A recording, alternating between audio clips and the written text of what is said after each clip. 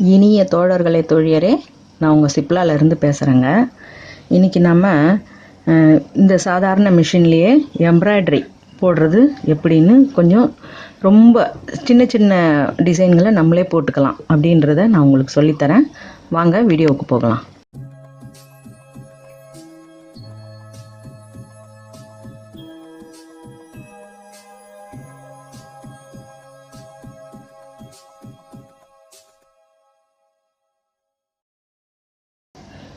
இப்போ நம்ம எம்ப்ராய்டரி இதில் போடணும் அப்படின்னும் பொழுது சில விஷயங்களை மிஷினில் நம்ம கவனிக்க வேண்டியிருக்கோம். அதாவது இந்த ஃபுட்டோட கனெக்ஷனை ஃபஸ்ட்டு எடுக்கணுங்க. ஏன்னா இது வந்து டிஸ்டர்பன்ஸாக இருக்கும், அதனால் இதை ஃபஸ்ட்டு எடுத்துடணும். தேவைப்பட்டால் இதை கூட எடுத்துடலாம், இந்த போல்ட்டை கூட நீங்கள் தேவைப்பட்டால் எடுத்துடலாம். அது சுலபமாக நம்ம ஃபிட் பண்ண முடிகிற விஷயந்தான், அதனால் பயப்படாமல் இதுலேயே ஹோல் இருக்குது பாருங்கள், இதை அப்படியே செட் பண்ணி திரும்ப நம்ம பண்ணணும்னா முடிஞ்சிடும். அதனால் இது ரெண்டும் எடுத்துடுறேன். பிறகு இந்த பிளேட்டை கழட்டிட்டு இதில் இருக்கிற இந்த பல் பிளேட்டை எடுக்கணும். ஏன்னா அது வந்து நம்ம துணியை கொடுத்து நம்ம எம்ப்ராய்டரி பண்ணும்பொழுது சிங்கிளாக இருக்கிறதால அந்த துணி வந்து மாட்டுச்சுன்னா உங்களுக்கு அசைக்க முடியாமல் டிஸ்டர்ப் ஆகும். அதுக்காக இந்த பிளேட்டை எடுத்துருவோம். அதாவது இந்த போல்ட்டு 2 ஸ்க்ரூ இருக்குது பாருங்கள், இங்கே இந்த 2 ஸ்க்ரூவையும் கழட்டினோம்னா இது வந்துடும். அதாவது இந்த பிளேட்டை கழட்டிட்டு இந்த ஸ்டீல் பிளேட்டை எடுத்துட்டு அதுக்கு பிறகு இந்த 2ஐயும் கழட்டினோம்னா தான் இந்த பல் பிளேட்டு வரும். அதுக்கு இல்லாமல் நம்ம ரொம்பவே சுலபமாக இந்த மாதிரி பிளேட்டு உங்களுக்கு மிஷின் கூடவே கொடுத்துருப்பாங்க.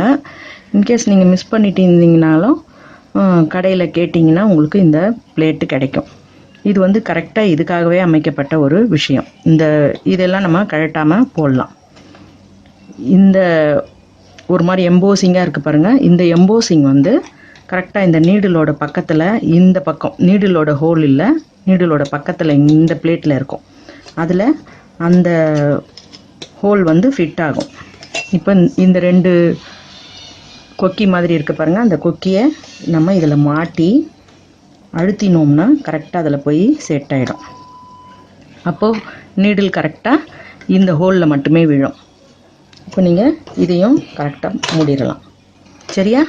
இப்போ இதை மூடிட்டிங்கன்னா உங்களுக்கு சுலபமாக எதையுமே நம்ம கழட்ட வேண்டிய அவசியம் இருக்காது. பிறகு இன்னொரு விஷயம் நம்ம பண்ண வேண்டியது, கொஞ்சம் லூஸ் பண்ணிக்கணுங்க. அதாவது இந்த டெம்பர் பிளேட்டை நம்ம லூஸ் பண்ணணும். ஏன்னா நம்ம நார்மலாக தைக்கிற த்ரெட்டுக்கும் இந்த த்ரெட்டுக்கும் வித்தியாசம் இருக்குது இல்லையா? இது வந்து ரொம்பவே சன்னமாக இருக்கும், சில்க் த்ரெட்டு. அதனால் நான் இதிலேருந்து அந்த ஈஸியாக நமக்கு வரணும் அப்படின்றதுக்காக இந்த இடத்த கொஞ்சம் லூஸ் பண்ணிக்கிறேன். நம்ம வழக்கமாக போடுற மாதிரி டைட்டாக போட்டோம்னா த்ரெட்டு வந்து டக்கு டக்குன்னு கட் ஆகிட்டே இருக்கும். பிறகு மோட்டரில் தைக்கிறத விட நம்ம பெடல் பண்ணி இந்த விஷயத்தை தைச்சோம்னா கொஞ்சம் சுலபமாக இருக்கும். ஏன்னா மோட்ரு வந்து நம்மளோட ஃபாஸ்ட்டான தையலுக்கு தான் அது யூஸ் ஆகும். இது வந்து கொஞ்சம் நிதானமாக செய்ய வேண்டிய விஷயம். இப்போ நீங்கள் இப்படி த்ரெட்டு போட்டோடனே உங்களுக்கு ஈஸியாக இப்படி வரணும். ரொம்பவே டைட்டாக இருந்ததுன்னா நீங்கள் கொஞ்சம் லூஸ் பண்ணிக்கோங்க. ஏன்னா அது வந்து டக்குன்னு அறுந்துடும். ரொம்ப பஞ்சு மாதிரி இருக்குது இல்லைங்களா இந்த த்ரெட்டு, அதனால் நம்ம மற்றதெல்லாம் வழக்கமாக போடுற மாதிரி தான் போடுறோம்.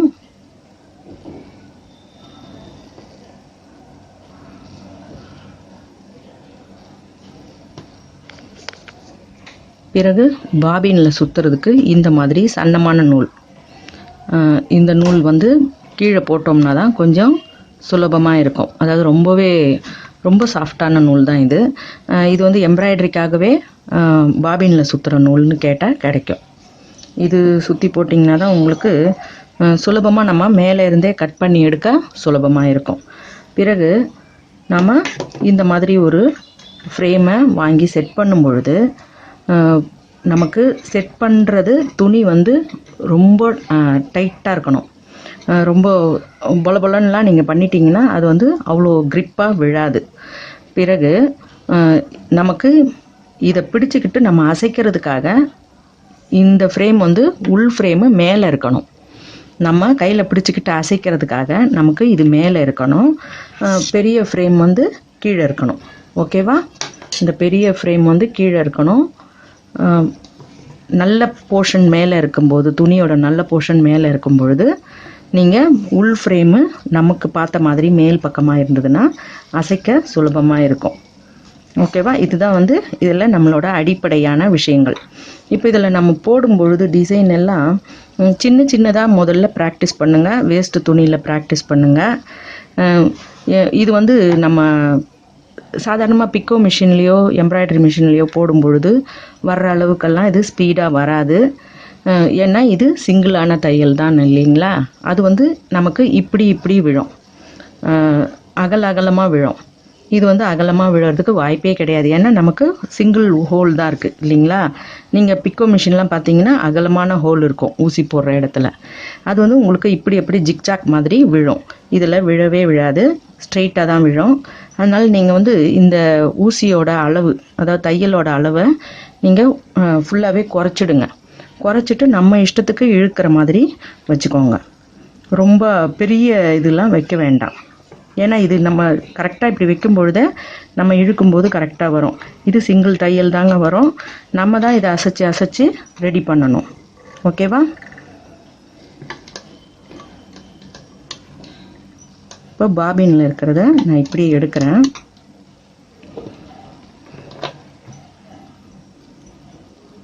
கொஞ்சம் முடிஞ்ச அளவுக்கு பாபினையும் லேசாக லூஸ் பண்ணிக்கோங்க. ஏன்னா இந்த த்ரெட்டு வந்து ஃப்ரீயாக வரணும் அப்படின்றதுக்காக கொஞ்சம் லேசாக லூஸ் பண்ணிக்கலாம். பிறகு நம்ம சாதாரணமாக தைக்கும் பொழுது என்ன தேவையோ அப்போ அதுக்கேற்ற மாதிரி நம்ம என்னென்ன லூஸ் பண்ணினோமோ அதெல்லாம் நம்ம திரும்ப டைட் பண்ணிக்கணும். சரியா? அப்போ தான் நமக்கு சாதாரண தையல் சரியாக வரும்.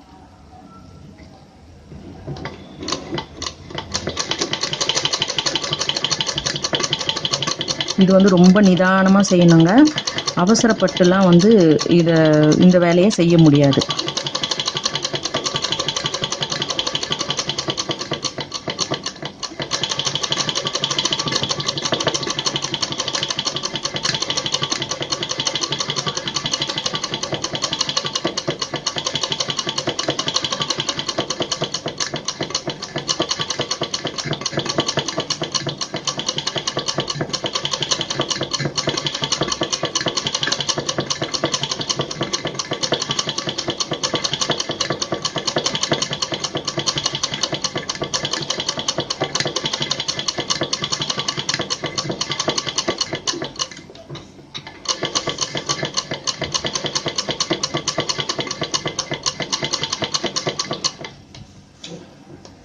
உங்களோட வசதிக்கு ஏற்ற மாதிரி நீங்கள் ஃப்ரேமை திருப்பிக்கோங்க.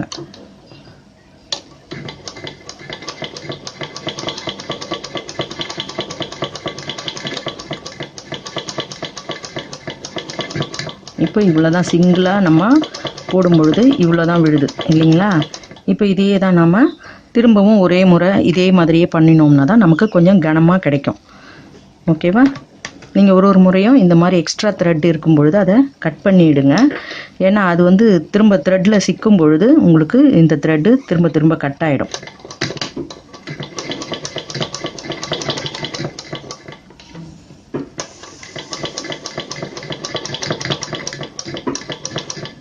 எல்லா மிஷினும் சில பேரால் எல்லாம் வீட்டில் அடைச்சிக்கும், இல்லை கடை கூட சின்ன கடையாக இருக்கலாம். அது மாதிரி இருக்கும்பொழுது இல்லை நம்ம இது சொந்த யூஸ்க்கு கண்டிப்பாக இது பண்ணிக்கலாம்.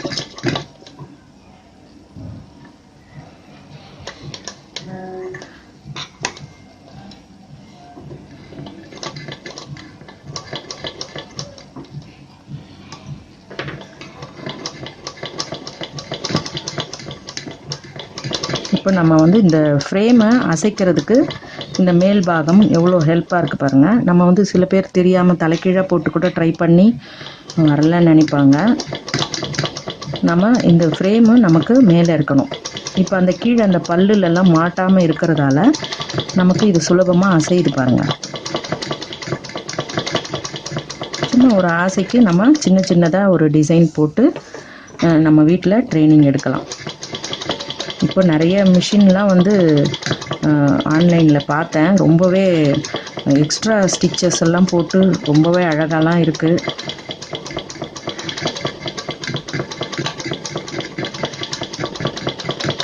சிங்கர்னு நினைக்கிறேன். ரொம்ப அழகாக இருந்தது.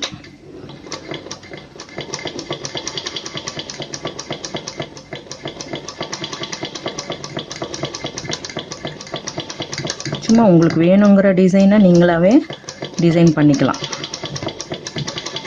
நம்மளோட ஆசைக்கு நம்மளும் ஏதாவது நம்ம கைப்பட செய்யணும் அப்படின்ற விஷயத்துக்காக இதை நான் உங்களுக்கு சொல்லித்தரேன்.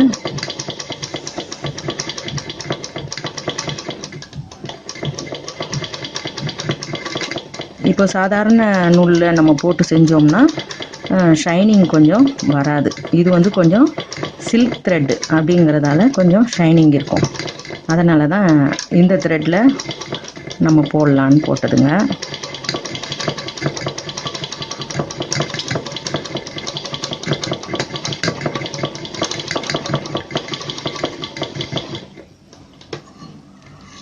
கொஞ்சம் அடிக்கடி இந்த த்ரெட் வந்து கட்டாகத்தான் செய்யும். நீங்கள் அதுக்காக ரொம்ப கஷ்டப்பட வேண்டாம். இது வந்து சகஜம்தான். த்ரெட்டு வந்து கட் ஆகிறது சகஜமான விஷயந்தான். நம்ம சாதாரணமாக தைக்கும் பொழுதே கட் ஆகும் தான் இல்லைங்களா? சில முக்கியமான இடங்களில் கடினமான போர்ஷனில் திரும்பும் பொழுது கட் ஆகும். அப்போ அது மாதிரி தான் இதுவும். இப்போ நம்ம போட்டது மேலேயே போடும் பொழுது சில நேரங்களில் கட் ஆகும். அதை பற்றி நீங்கள் கவலைப்பட வேண்டாம். இன்னமுமே உங்களுக்கு நல்ல தடிமனாக வேணும்னாலும் இன்னும் கூட ஒரு 2 முறை சைடில் நீங்கள் போட்டுக்கிட்டு வந்துடலாம். இன்னும் ஒன்று பொறுமையாக செய்யணுங்க. அது மட்டும்தான் இதில் முக்கியம்.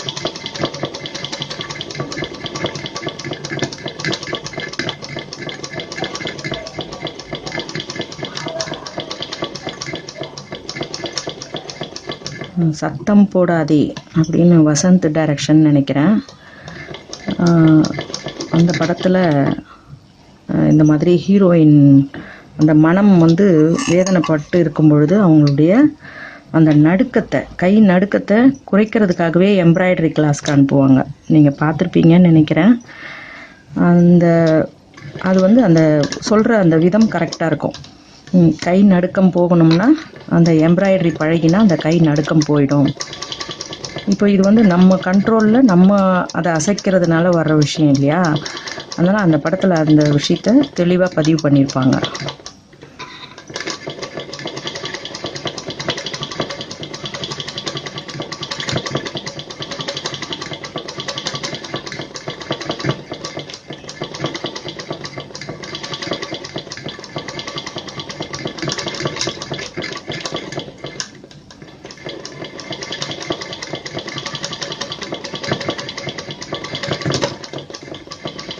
இன்னொரு விஷயம், நீங்கள் பேப்பர் கூட கீழே போட்டுக்கலாம்.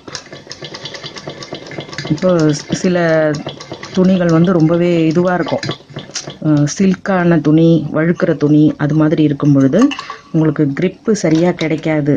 அப்போது கீழே நியூஸ் பேப்பரு நீங்கள் வச்சுக்கோங்க. நியூஸ் பேப்பரை வச்சுட்டிங்கனாலே கூடவே சேர்ந்து அதுவும் தையல் விழும் அது மேலேயும். அதுக்கப்புறம் நம்ம அதை பிரித்து எடுத்துக்கலாம்.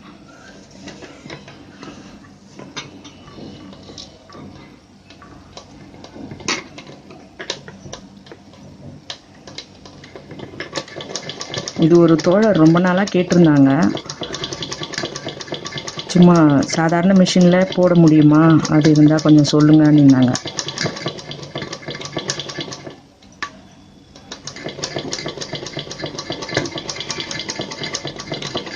சும்மா நமக்கு வர்ற டிசைன், நமக்கு என்ன தோணுதோ அதை நீங்கள் வரைஞ்சி இது மாதிரி போடலாம்.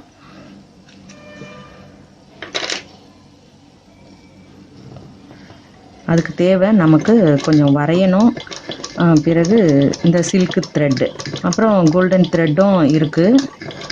உங்களுக்கு பிரியப்பட்ட கோல்டன் த்ரெட்டும் வாங்கி இது சுற்றியுமே நம்ம ஒரு ஸ்டிச் மாதிரி அப்படியே ஓட்டினோம்னா இன்னமுமே கொஞ்சம் லுக்காக இருக்கும்.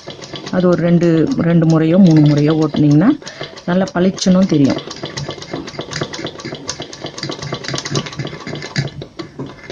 சரியா?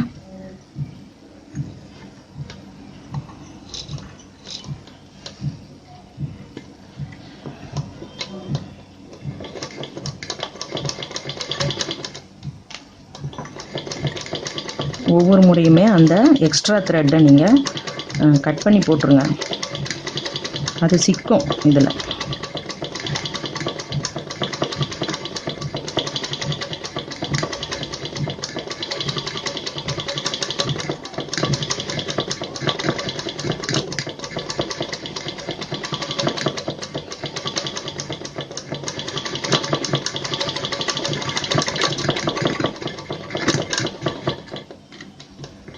இது புடவையோட டிசைன். அந்த சாரியில் அந்த மாதிரி டிசைன் இருக்குது. சும்மா ஒரு ஸ்லீவில் மட்டும் கொடுக்கலாம், இல்லை நெக்கில் கூட நம்ம சுற்றி கொடுக்கலாம்.